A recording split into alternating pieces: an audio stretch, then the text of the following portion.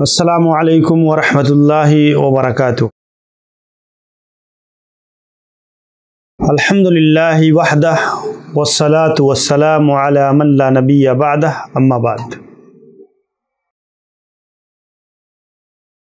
محترم اسلامی بھائیوں، بزرگوں، ساتھیوں اور دینی ماؤں اور بہنوں،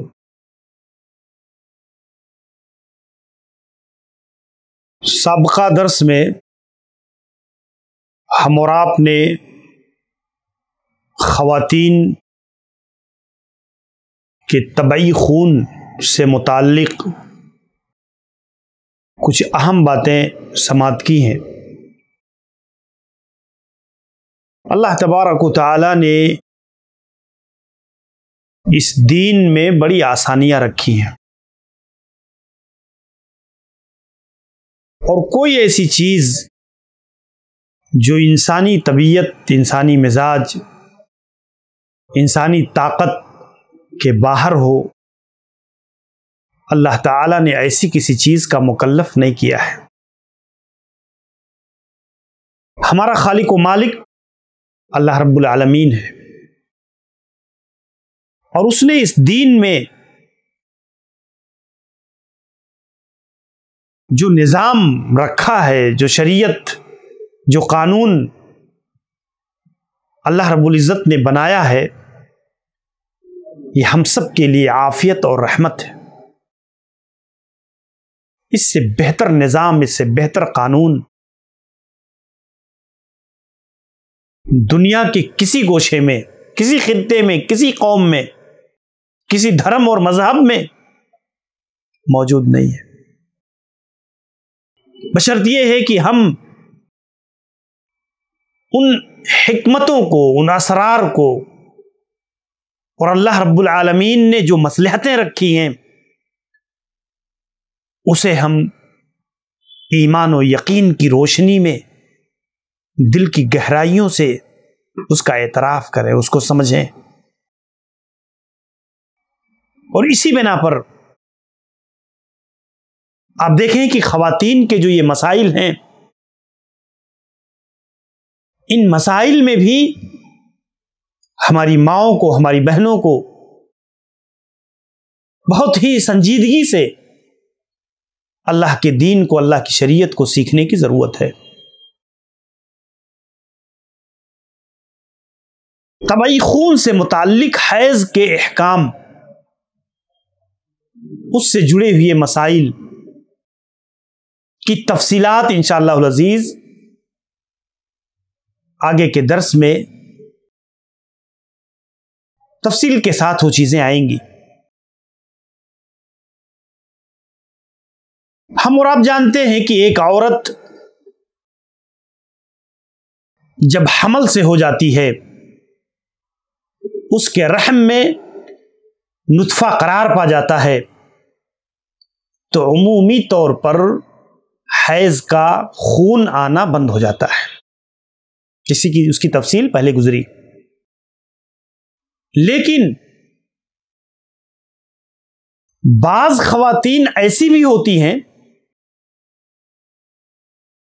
کہ جنہیں حمل ٹھہرنے کے بعد بھی خون آتا ہے،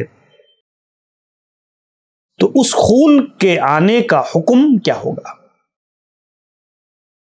چونکہ اصل تو یہی ہے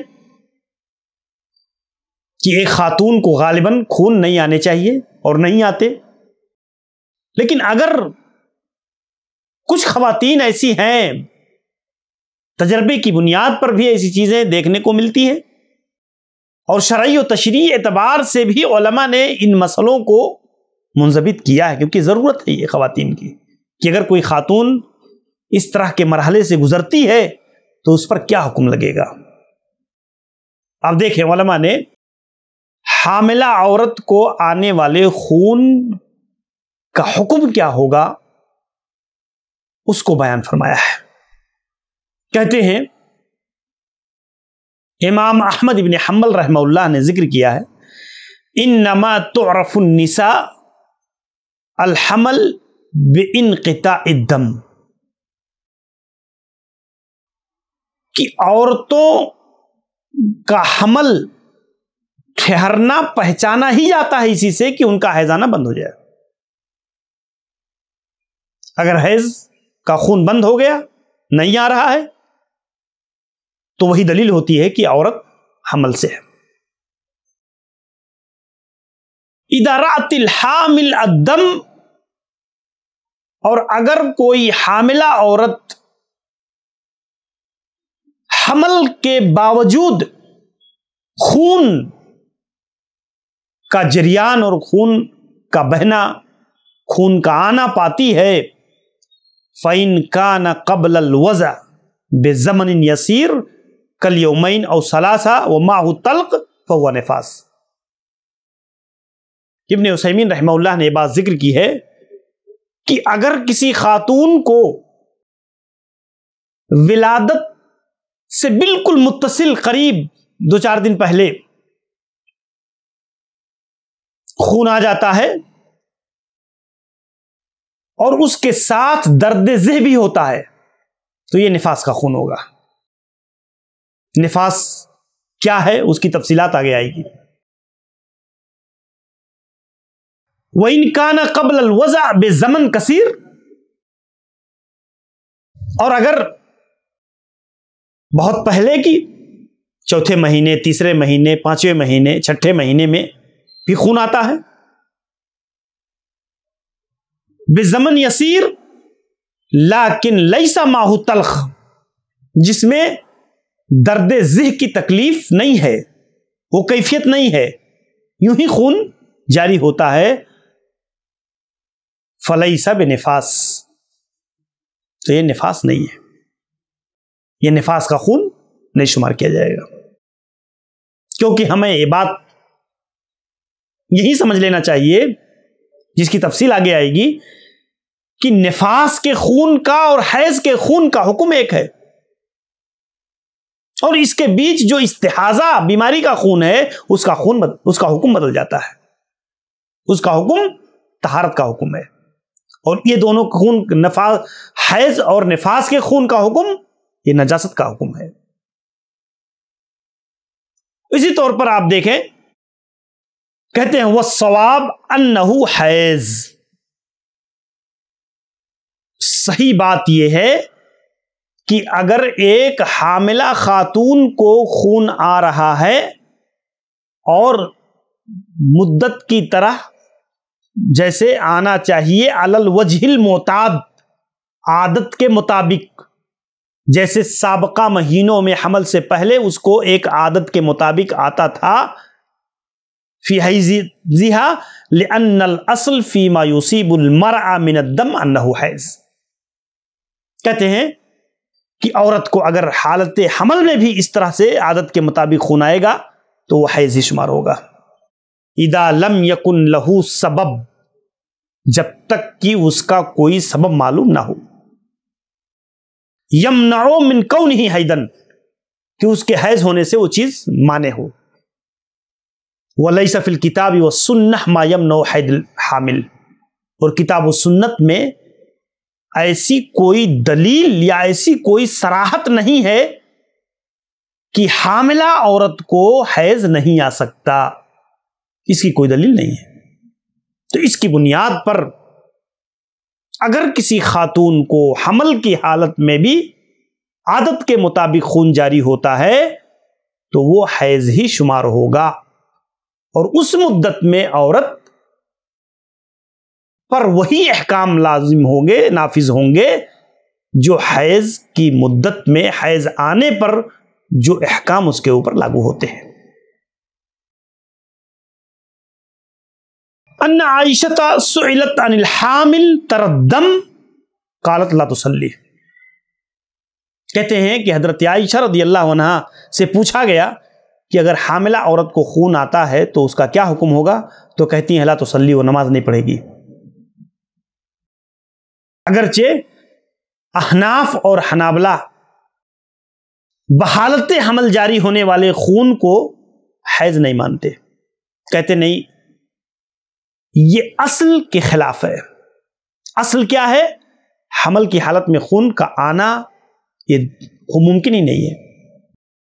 اور شیخ البانی رحمہ اللہ نے آپ دیکھیں لکھا ہے اذا رأت الحامل دمن فهو دم فساد، یعنی انما هو عرق فهذا في المستحاضہ۔ شیخ البانی کا موقف بھی وہی ہے جو حنفیہ اور حنابلہ کا موقف ہے۔ وہ بھی مانتے ہیں کہ حمل کی حالت میں آنے والے خون کا جو حکم ہے وہ استحاضہ کا ہے۔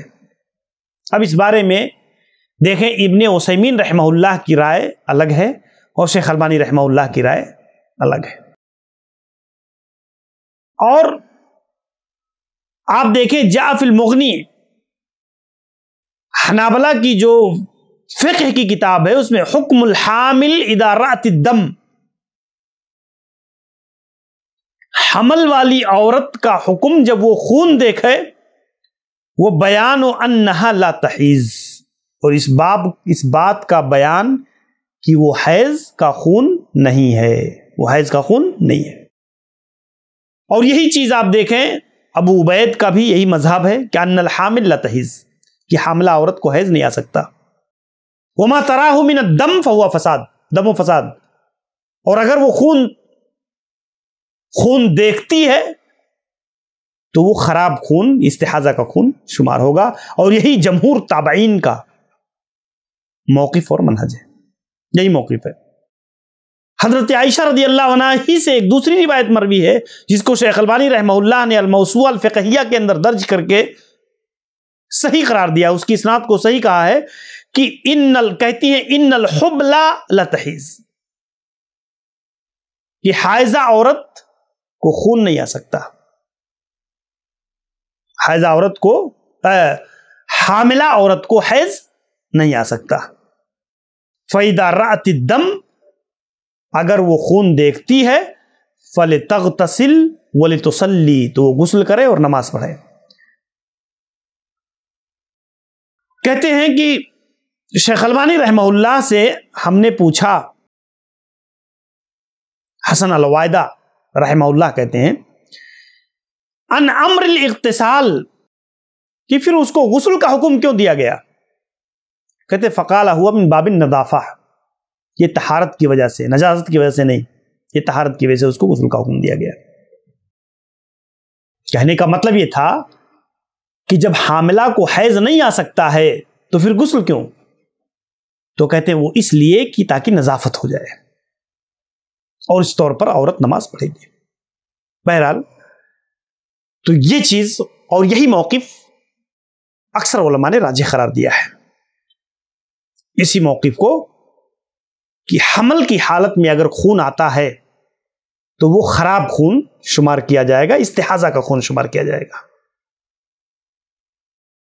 اور عورت اس خون کی پیریڈ میں نماز، روزہ طاقت رکھتی ہے، نماز تو پڑھے گی، اور اگر روزے کی طاقت رکھتی ہے تو روزہ بھی رکھے گی، ورنہ اس کا قضا دے گی۔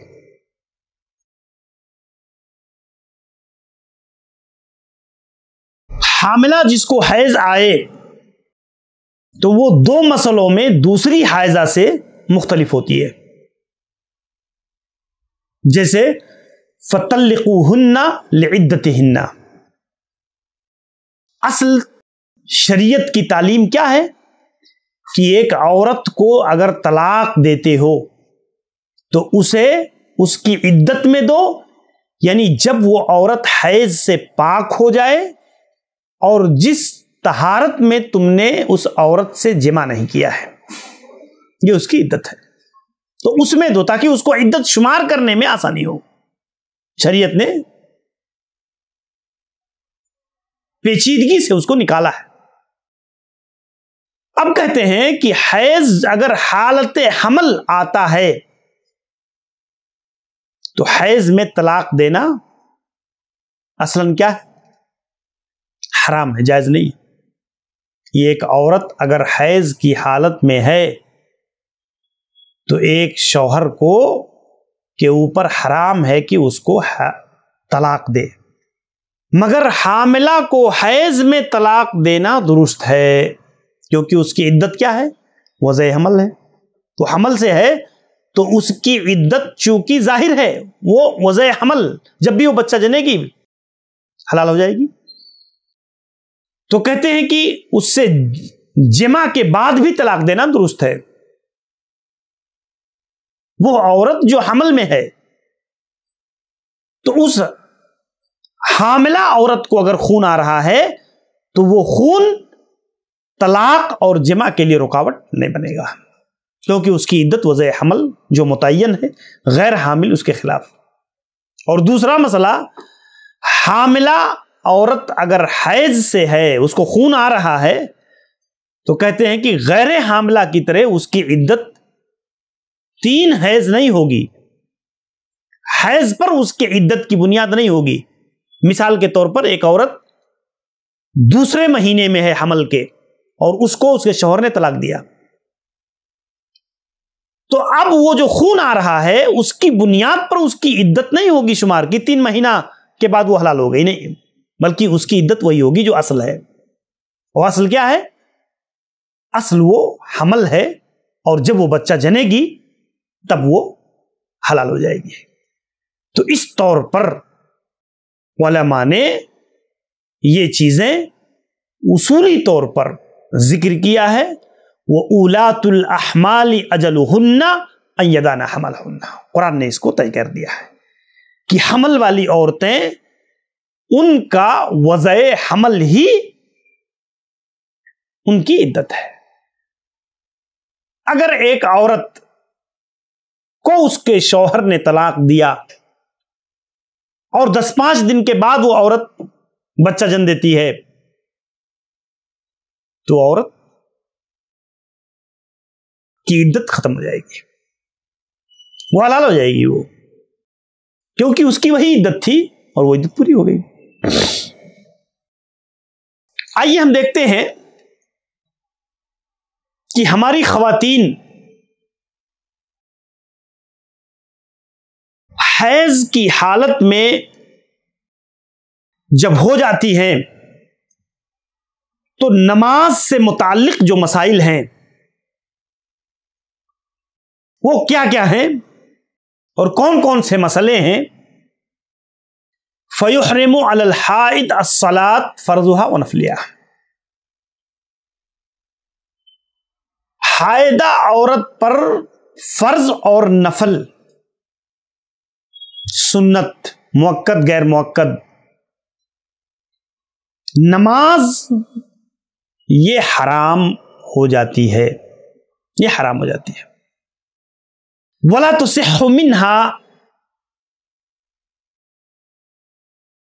اس پیریڈ میں اس کا کسی بھی طرح کا نماز ادا کرنا جس پر نماز کا اطلاق ہوتا ہے وہ جائز نہیں ہے. وَكَذَلِكَ لَا تَجِبُ عَلَيْهَا الصَّلَاةُ إِلَّا أَن تُدْرِكَ مِنْ وَقْتِهَا مِقْدَارِ رَكْعَةٍ، اور اس عورت پر نماز اسی وقت واجب ہوتی ہے جب وہ عورت ایسے وقت میں پاک ہوتی ہے، ایسے وقت میں پاک ہوتی ہے کہ وہ اس وقت میں جو نماز ہے اس کی 1 رکعت پالے گی.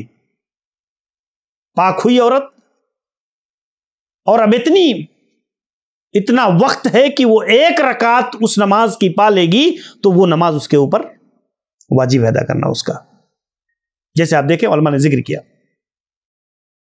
الا ان تدرک من وقتها مقدار رکعہ، 1 رکعت اگر وہ پا سکتی ہے، رکعہ کاملہ، مکمل 1 رکعت جس میں قیام، رکوع، سجدہ دونوں. فتجب علیہ الصلاۃ حینئذ، تو اس پر نماز وہ واجب ہوگی، اس نماز سواء ادرکت ذالک من اولہ، چاہے وہ اس نماز کو حیض آنے سے پہلے کی اول حصے میں اس کا ہو معاملہ. یعنی مثال کے طور پر ایک عورت نماز کا وقت ہو گیا اور ایک رکعت کا وقت اس نے پا لیا ادا کرنے کا اور پھر حیض آ گیا، تو وہ نماز جب وہ پاک ہوگی تو اس نماز کا پڑھنا اس کے لیے قضا دینا واجب ہے۔ اور اسی طور پر جب وہ پاک ہو رہی ہے تو ایسے وقت میں ہو رہی ہے کہ اس نماز کا ایک رکعت وہ پا سکتی ہے، تو اس نماز کو پڑھنا یہ واجب ہے۔ اور یہ چیز جو ہے یہاں پر آپ دیکھیں انہوں نے ذکر کیا ہے، کہتے امرأۃ حاضت بعد غروب الشمس، ایک عورت کو سورج غروب ہونے کے بعد حیض آیا، بمقدار رکعہ، ایک رکعت کی مقدار گزر گئی ہے، فیجب علیہا اذا طہرت، جب وہ پاک ہوگی تو اس پر واجب ہوگا کہ مغرب کی وہ نماز قضا دے، کیونکہ ایک رکعت اس نے پا لیا تھا۔ لِأَنَّهَا أَدْرَكَتْ مِنْ وَقْتِهَا قَدْرُ رَكْعَةٍ قَبْلَ أَنْ تَحِيضَ، حائضہ ہونے سے پہلے، حیض آنے سے پہلے اس نے ایک رکعت کا وقت پا لیا ہے۔ وَمِثَالُ ذَلِكَ فِي آخِرِهِ، اور کہتے ہیں آخر کا اس کی مثال یہ ہے کہ امرأۃ طہرت من الحیض،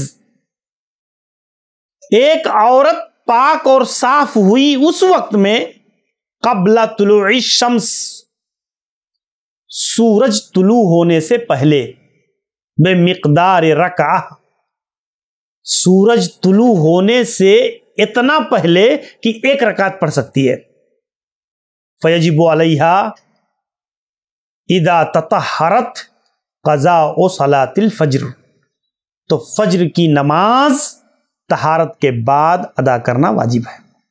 یہ قاعدہ ہماری خواتین کو سمجھنا چاہیے، یہ بہت اہم اور بنیادی مسئلہ ہے کہ جس پر آپ ہر مہینہ اگر یہ مسئلہ نہیں جانتی ہیں تو غفلت کی بنیاد پر، سستی کی بنیاد پر آپ کتنی نمازیں زندگی میں چھوڑیں گی اور کتنی نمازیں آپ سے ترک ہو جائیں گی، آپ اندازہ بھی نہیں کر سکتی۔ اور نماز کے ساتھ یہ جڑا ہوا کتنا اہم اور بنیادی مسئلہ ہے، جس کو شیخ ابن عثیمین رحمہ اللہ نے تفصیل سے اپنی اسی کتاب الدماء الطبیعیہ للنساء کے اندر بیان فرمایا ہے۔ اور اس کی بنیاد کہتے ہیں اس پر ہے، لقول النبی صلی اللہ علیہ وسلم من ادرک رکعۃ من الصلاۃ فقد ادرک الصلاۃ، جس نے نماز کی ایک رکعت پا لیا، ایک رکعت کا وقت پا لیا، یا ایک رکعت نماز پا لی اس نے، تو فقط ادرک الصلاۃ، اس نے نماز کو پا لیا۔ یعنی اس حدیث میں ایک قاعدہ دیا گیا ہے کہ ایک رکعت کا اعتبار کیا گیا ہے کہ اگر کوئی شخص جماعت کی ایک رکعت پا لیتا ہے تو وہ مکمل نماز با جماعت کی اجر و ثواب کو پالے گا۔ تو اللہ کے نبی نے جو اصل بنیاد بتائی ہے، ایک رکعت بتائی ہے، اسی لیے عورت اگر ایک رکعت کا وقت پا لیتی ہے تو اس پر وہ نماز پڑھنا، اس کا قضا دینا، وہ اس کے لیے واجب ہو جاتا ہے۔ فَإِنَّ مَفْهُومُهُ أَنَّ مَنْ أَدْرَكَ أَقَلَّ مِنْ رَكَعَةٍ، کہ جو آدمی، جو عورت ایک رکعت سے کم پائے، لم یکن مدرکا للصلاۃ، تو گویا اس نے نماز کو نہیں پایا۔ تو یہ یہاں سے انہوں نے استدلال کیا۔ اسی طرح سے کہتے ہیں وَأَمَّا الذِّكْرُ وَالتَّكْبِيرُ وَالتَّسْبِيحُ وَالتَّحْمِيدُ، ایک خاتون حالت حیض میں اللہ رب العالمین کا ذکر، اس کی بڑائی، تسبیح، تحمید، تہلیل، یا اسی طریقے سے کھانے پینے کی چیزوں پر تسمیہ، شکر کے کلمات، دعائیں، اذکار، حدیث، فقہ، تفسیر، دعائیں، یا اسی طریقے سے آمین کہنا، قرآن سننا، فلا یحرم علیہا شیء من ذلک، یہ ساری چیزیں ایک عورت کے لیے جائز اور روا ہیں، اس میں کوئی چیز حرام نہیں ہے۔ کہتی ہے فقط ثبت فی الصحیحین وغیرہما، صحیحین وغیرہ میں روایت موجود ہے، حضرت عائشہ رضی اللہ عنہا سے ایک روایت آتی ہے انہا قالت کان رسول اللہ صلی اللہ علیہ وسلم یتکئ فی حجری، اللہ کے نبی علیہ الصلوۃ والسلام میری گود میں اپنے سر کو رکھتے، وانا حائض، اور میں حیض سے ہوتی تھی، فیقرأ القرآن، آپ میری گود میں قرآن کو پڑھتے تھے۔ صحیح مسلم 301۔ یہ حدیث بتاتی ہے کہ بہت ساری چیزوں میں، رہن سہن میں، حضرت عائشہ رضی اللہ عنہا کہتی ہیں کہ میں گوشت ہڈی سے اپنے نوچ کر کھاتی تھی اور میں حیض سے ہوتی تھی، اور میں اللہ کے نبی صلی اللہ علیہ وسلم کو دیتی، اللہ کے نبی صلی اللہ علیہ وسلم بھی اس کو کھاتے تھے۔ تو رہن سہن میں، دیگر چیزوں میں، کہتی اللہ کے نبی علیہ الصلوۃ والسلام مسجد سے ایسے ہی سر نکال کر کے اندر کرتے، اور میں اللہ کے نبی علیہ الصلوۃ والسلام کے سر میں کنگھی کر دیتی، اور میں حیض سے ہوتی تھی، آپ کے سر دھل دیتی تھی، کنگھی کر دیتی، صفائی کر دیتی۔ بعض موقعوں پر اللہ کے نبی نے کہا بھی کہ لیست یدک فی حیضتک، لیست حیضتک فی یدک، یہ تمہارا حیض تمہارے ہاتھ میں نہیں ہے کسی چیز کو چھونے کے مسئلے پہ، چٹائی وغیرہ دیگر چیزیں۔ حضرت ام عطیہ رضی اللہ عنہا کی وہ معروف حدیث سے بھی پتہ چلتا ہے کہ خواتین دعا میں، ذکر میں، دیگر چیزوں میں شریک ہو سکتی ہیں، حائضہ خواتین، حیض والی۔ کہتی ہیں امرنا رسول اللہ صلی اللہ علیہ وسلم ان نخرجہن فی الفطر والاضحیٰ، اللہ کے نبی نے مجھے حکم دیا کہ خواتین کو عید الفطر اور عید الاضحیٰ میں میں مصلی لے کر جاؤں، جہاں نماز عید ادا کی جاتی ہے۔ العواتق والحیض، بالغ بچیوں کو، عورتوں کو، بچیوں کو، اور حائضہ عورتوں کو جو حیض سے ہیں، وہ ذوات الخدور۔ فَأَمَّا الْحُيِّزْ فَيَعْتَدِلْنَ الصَّلَاةَ، حائضہ عورتیں نماز سے علیحدہ رہیں گی، نماز نہیں پڑھیں گی، نماز سے لگ رہیں گی۔ وَيَشْهَدْنَ الْخَيْرَ وَدَعْوَةَ الْمُسْلِمِينَ، لیکن وہ ہمارے خیر کے کاموں میں، بھلائی کے کاموں میں اور دعاؤں میں وہ شریک ہوں گی، وہ دعاؤں میں شریک ہوں گی۔ تو آپ دیکھیں کہ اللہ کے نبی صلی اللہ علیہ وسلم نے خود دعا کرنے، دعا میں شریک ہونے کی پرمیشن دیا، ان خواتین کو اجازت دی جو حائضہ ہے۔ قلت یا رسول اللہ احدانا لا یکون لها جلباب، اللہ کے نبی ہم میں سے بہت سی عورتیں جن کے پاس چادر نہیں ہے، پردہ کے لیے کوئی نقاب نہیں ہے، اوڑھنے کے لیے کوئی جلباب نہیں ہے، تو اللہ کے نبی نے کہا تلبسہا اختہا من جلبابہا، کہ ایک بہن اپنی دوسری بہن کو، ایک عورت دوسری خاتون کو اپنے چادر میں لے لے، اور اس طریقے سے وہ، یعنی آپ دیکھیں آپ نے اجازت نہیں دیا کہ نہیں حائضہ عورتوں کو رہنے دو، آپ نے کہا نہیں شریک ہو۔ تو کیا پتہ چلتا ہے؟ یہ مسائل ہیں شریعت کے، اور اسی سے پتہ چلتا ہے کہ آج جو لوگ عیدگاہ اور مصلی جانے سے عورتوں کو روکتے ہیں وہ اس حدیث کے صریح خلاف۔ آج ایک عورت بازار جا سکتی ہے، اسکول میں بچہ چھوڑنے جا سکتی ہے، لینے جا سکتی ہے، مارکیٹنگ کرنے جا سکتی ہے، مالوں میں جاتی ہے، درگاہوں مزاروں پر جا سکتی ہے، لیکن مسجد نہیں جا سکتی، مصلی نہیں جا سکتی۔ تو خیر کی چیزوں سے، بھلائی کی چیزوں سے ہم نے خود خواتین کو روک دیا، اور اس کے نتیجے میں وہ مراکز، وہ جگہیں جہاں سے خواتین اپنے دین کا غذا لیتی تھیں، اپنا روحانی غذا جہاں سے ان کو ملتی تھی وہ مصدر، وہ دروازہ بند ہو گیا. اب وہ دروازہ بند ہونے کے ناطے خواتین میں جہالت تیزی کے ساتھ عام ہوئی. اللہ کا بہت بڑا شکر ہے سلفی اور اہل حدیث گھرانوں کی خواتین الحمدللہ جمعہ کے خطبے، دروس، محاضرات، عیدین کے خطبے اور دیگر چیزوں سے الحمدللہ فیضیاب ہوتی ہیں. اسی لیے ہماری خواتین کا مستوی علمی طور پر سماج کے دوسرے مسالک کی عورتوں سے کہیں بہتر ہے. اور عام طور پر آپ اگر دیکھو گے کہ دوسرے مکاتب کی عورتیں یہ جہل کا مرکب ہوتی ہیں اور عموماً آپ دیکھو گے موٹے موٹے مسئلوں تک کا ان کو علم نہیں ہوتا ہے. تو آپ اس طرح پر نہ بنیں. آپ کے لیے یہ انتظامات ہیں، اس طور پر آپ اپنے بنیادی مسئلوں کو سیکھیں.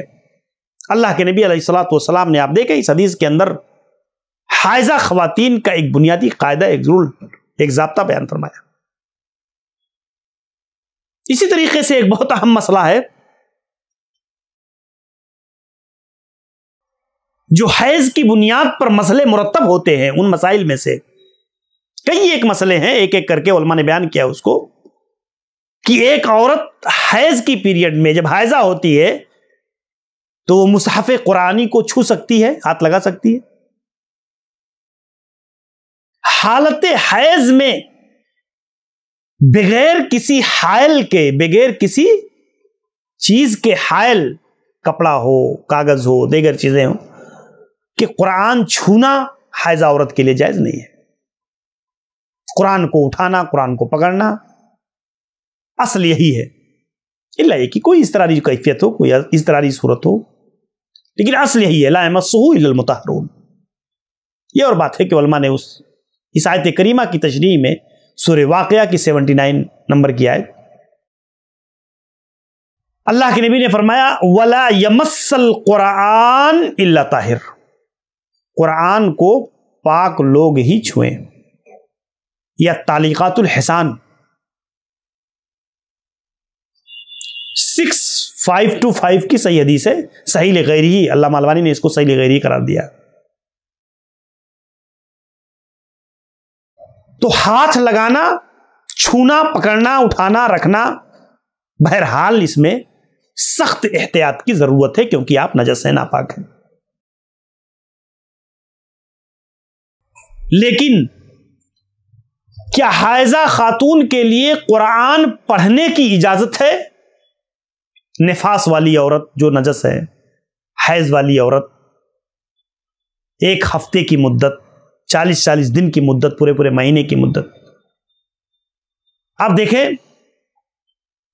اگرچہ جمہور علماء نے زبان سے پڑھنے کو ناجائز کہا ہے، بہت سارے علماء نے، لیکن محققین علماء کی جماعت، امام بخاری، امام ابن جریر الطبری، امام ابن منذر، امام نووی، امام ابن تیمیہ اور دور حاضر کے محققین میں شیخ ابن عثیمین، شیخ ابن باز، شیخ البانی اور دیگر بہت سارے علماء نے اجازت دی ہے کہ حائضہ عورت، نفاس والی عورت قرآن کو پڑھ سکتی ہے. تو امام ابن تیمیہ رحمہ اللہ نے ذکر کیا ہے وَإِنَّمَا تَنَازَعُوا فِي قِرَاءَةِ الْقُرْآنِ، کہ اگرچہ قراءت قرآن میں، قرآن کی تلاوت میں اختلاف ہے، وَلَيْسَ فِي مَنْعِهَا مِنَ الْقُرْآنِ سُنَّةٌ اصلاً، لیکن ایک حائضہ خاتون کو منع کی کوئی دلیل اصلاً موجود نہیں ہے سنت کے اندر.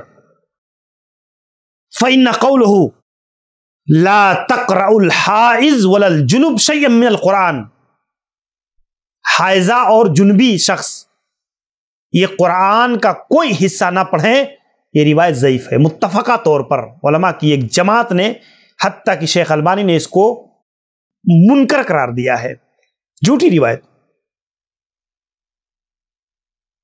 اسی لیے علامہ ابن عثیمین رحمہ اللہ کہتے ہیں وَقَدْ كَانَ النِّسَاءُ يَحِضْنَ فِي عَهْدِ النَّبِيِّ صلی اللہ علیہ وسلم، کہ عورتیں اللہ کے نبی صلی اللہ علیہ وسلم کے زمانے میں حائضہ ہوتی تھی، انہیں بھی خون آتا تھا. فلو کانت القراء محرمہ، اگر قرآن پڑھنا حرام ہوتا نماز کی طرح، روزے کی طرح، تو لکان ھذا مما بینہ النبی صلی اللہ علیہ وسلم، تو اللہ کے نبی صلی اللہ علیہ وسلم ضرور اسے بیان کرتے،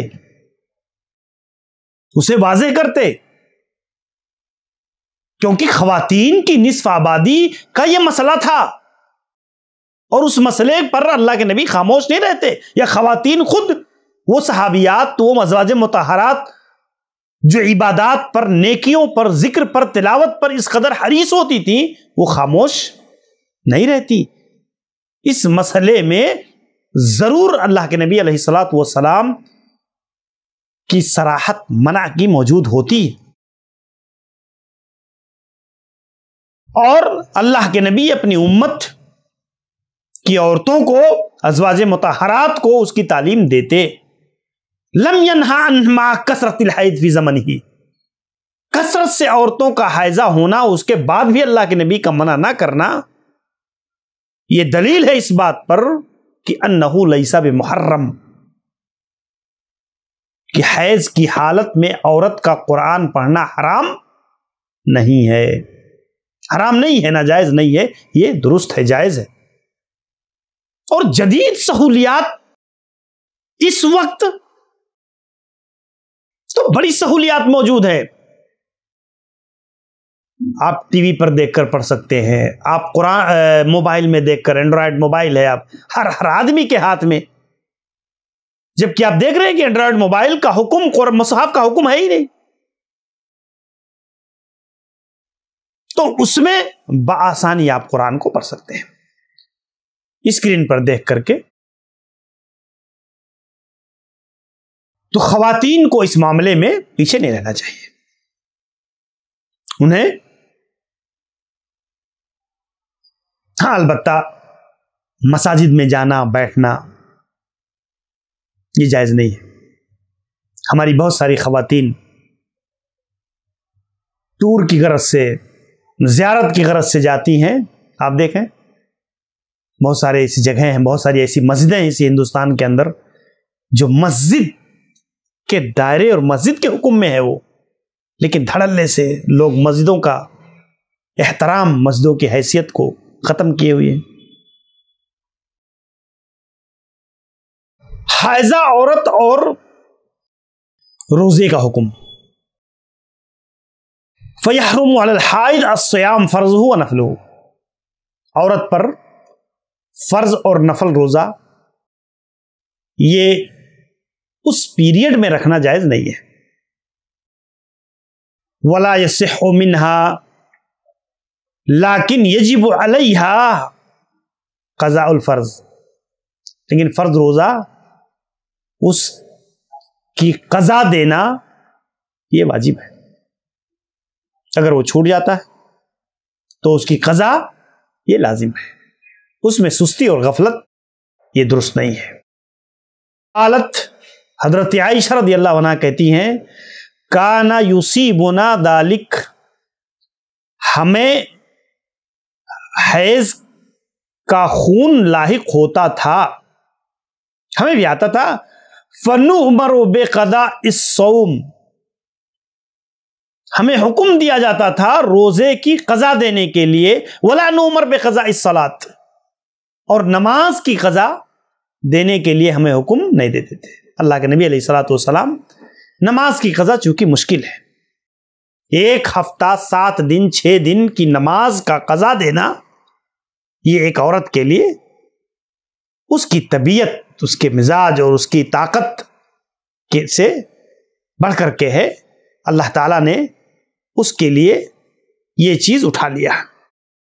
لیکن روزہ چونکہ اس کی قضا دی جا سکتی ہے اب آسانی، تو اللہ تعالیٰ نے اس چیز کو رکھا ہے.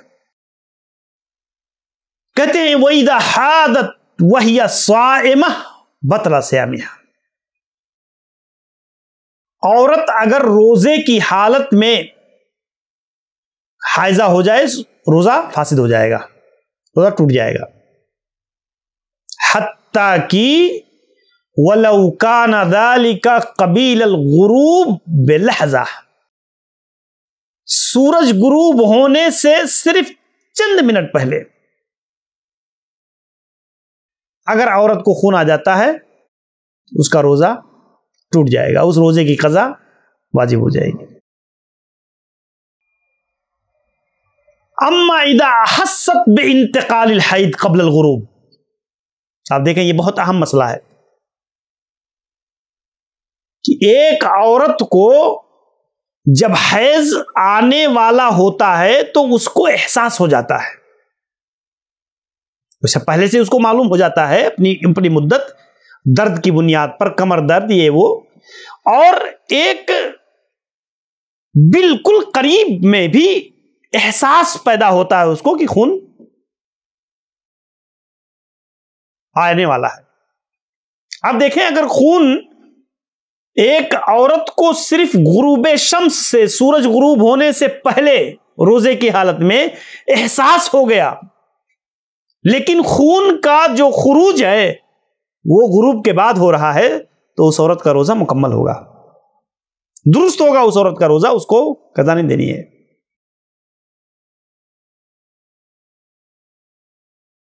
تو اس طور پر کہتے ہیں لیکن لم یخرج الا بعد الغروب فإن صومها تام ولا يبطل على القول الصحيح. کہتی ہیں ام سلیم رضی اللہ عنہا علی المرأة،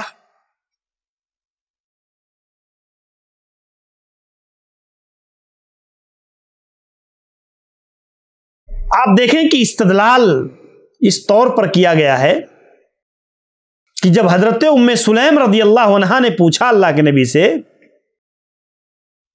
کہ اللہ کے نبی عورت اگر خواب میں دیکھتی ہے احتلام کو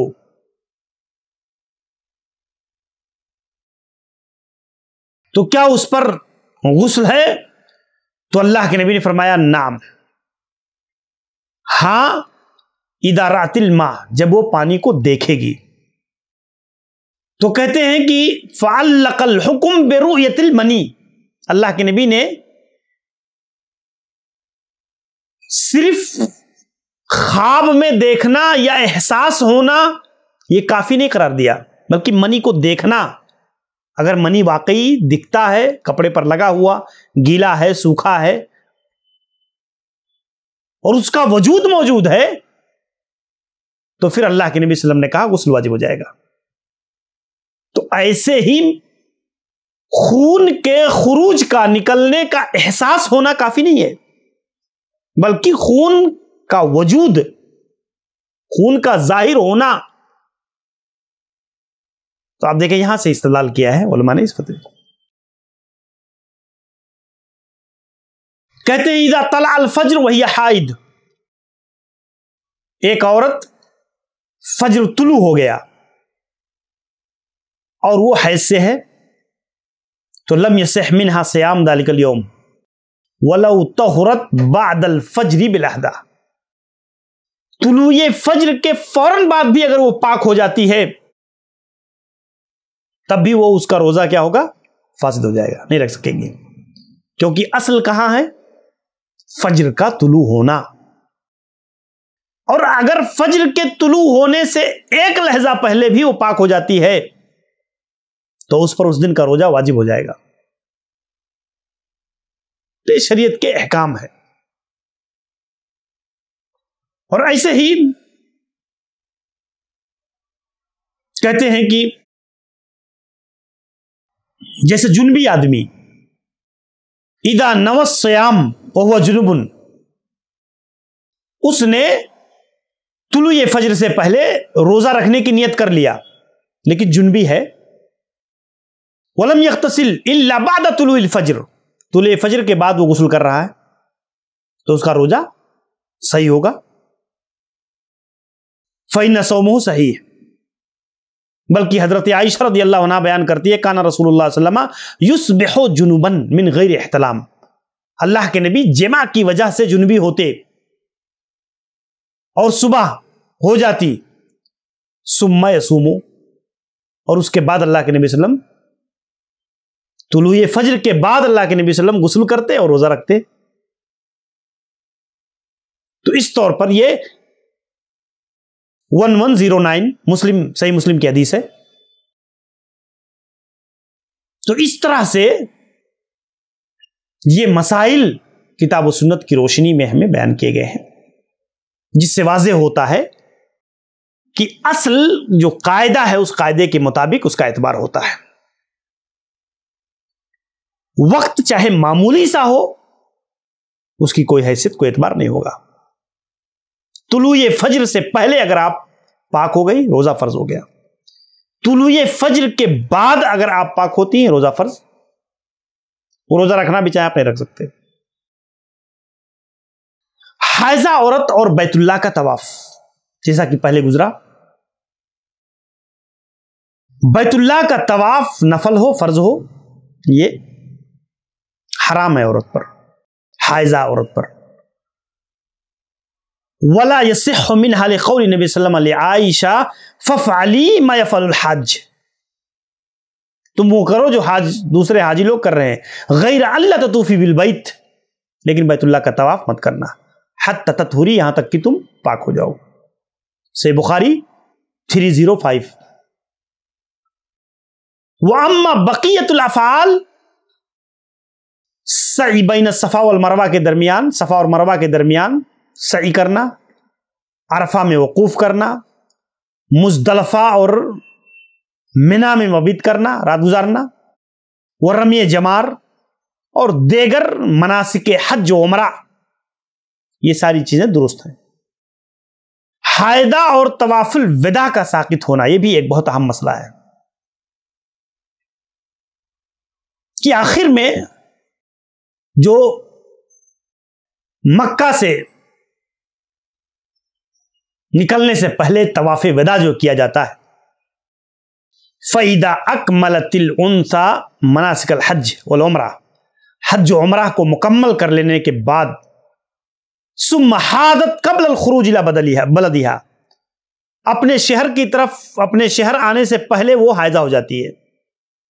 اب لازمی چیز ہے کیا کرے گی؟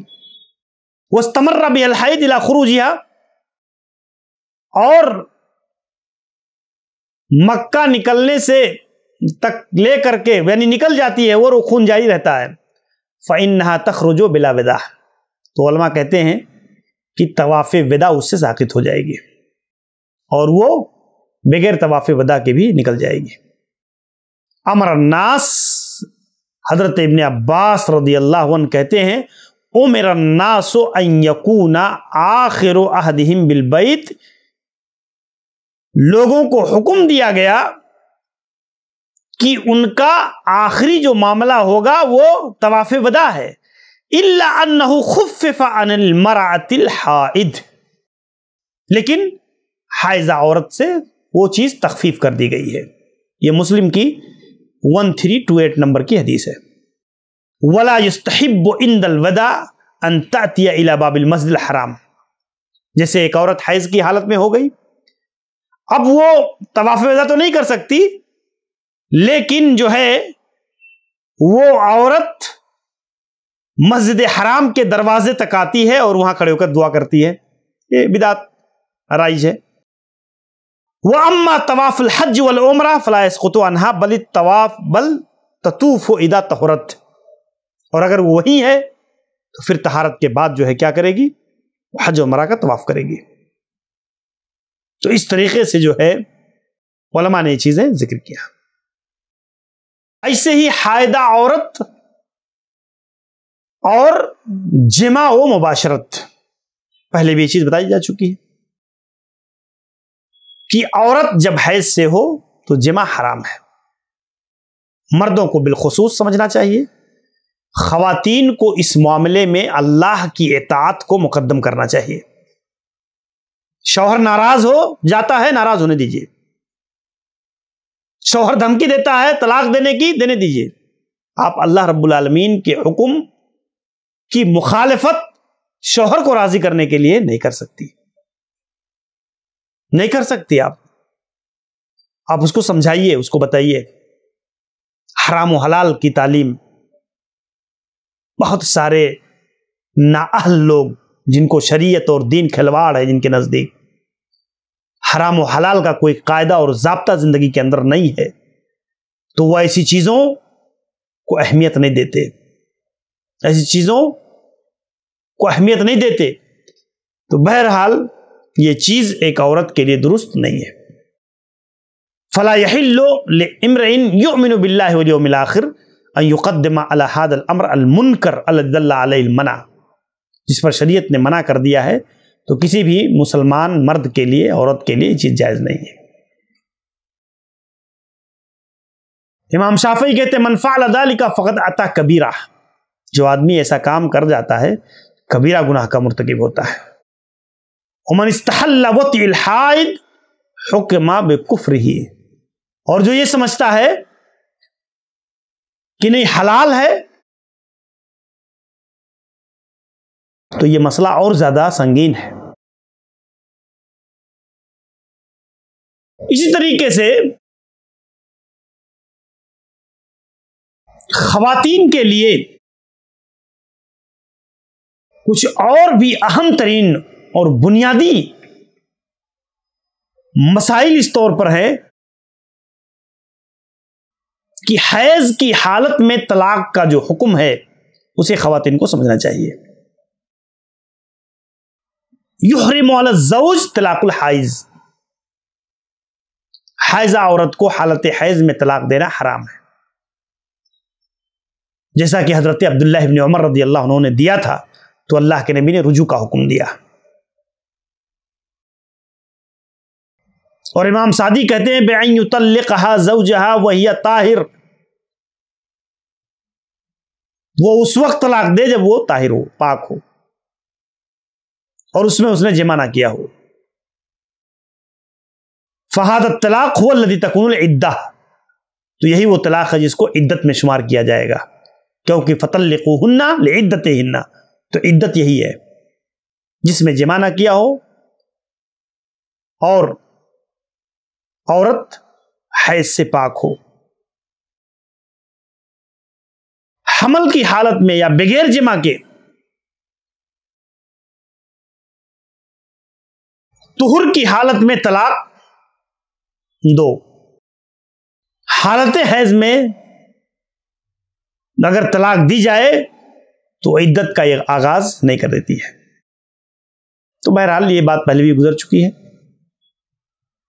تو اس طور پر ہمیں اور آپ کو بہت ہی گہرائی کے ساتھ ان مسائل کو سمجھنے کی ضرورت ہے.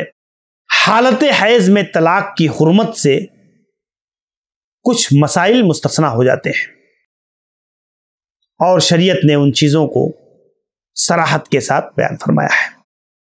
اب آگے اور بھی طلاق کی عدت وغیرہ کے بارے میں بھی اللہ کے نبی صلی اللہ علیہ وسلم نے بیان فرمایا کہ فَإِذَا طَلَّقَ الرَّجُلُ زَوْجَتَهُ بعد ان مسها او خلا بها وجب علیها ان تعتد بثلاثه حیض کاملہ. 3 حیض کی عدت ان کانت من ذوات الحیض. اور اگر حاملہ ہے عورت تو اس کا وضع حمل یعنی وہ بچہ جنے گی اور آزاد ہو جائے گی. اور وہ ان کانت من غیر ذوات الحیض کا صغیرہ، اگر عورت چھوٹی عمر کی ہے، بچی ہے، حیض نہیں آ رہا ہے، یا عائسہ ہے اور حیض نہیں آ رہا ہے، تو 3 مہینہ وہ عدت گزارے گی، جس کے دلائل قرآن مجید کے اندر موجود ہیں. اب آگے استحاضہ کے کچھ مسائل ہیں جسے انشاءاللہ العزیز تفصیل سے استحاضہ اور نفاس کے خون کی ایک قسم. عورتوں کو میں نے پہلے بتایا تھا کہ 3 طرح کے خون عموماً جو ہیں وہ لاحق ہوتے ہیں: حیض کا خون، استحاضہ کا خون اور نفاس کا خون. تو حیض کے خون اور اس پر مرتب ہونے والے جو مسائل ہیں، سرسری طور پر کچھ باتیں ہیں آپ کے سامنے کتاب و سنت کی روشنی میں بیان کرنے کی کوشش کی گئی. اللہ سے دعا ہے کہ اللہ رب العالمین ہمیں کتاب و سنت کی روشنی میں ان مسائل کو سمجھنے کی توفیق دے، اور پروردگار عالم ہم کو صحیح معنوں میں اللہ رب العالمین کی اطاعت، اس کی بندگی، اس کی اطاعت، اس کی شریعت، اس کے قانون کو سمجھ کر کے زندگی بسر کرنے کی توفیق دے۔ السلام علیکم ورحمۃ اللہ وبرکاتہ۔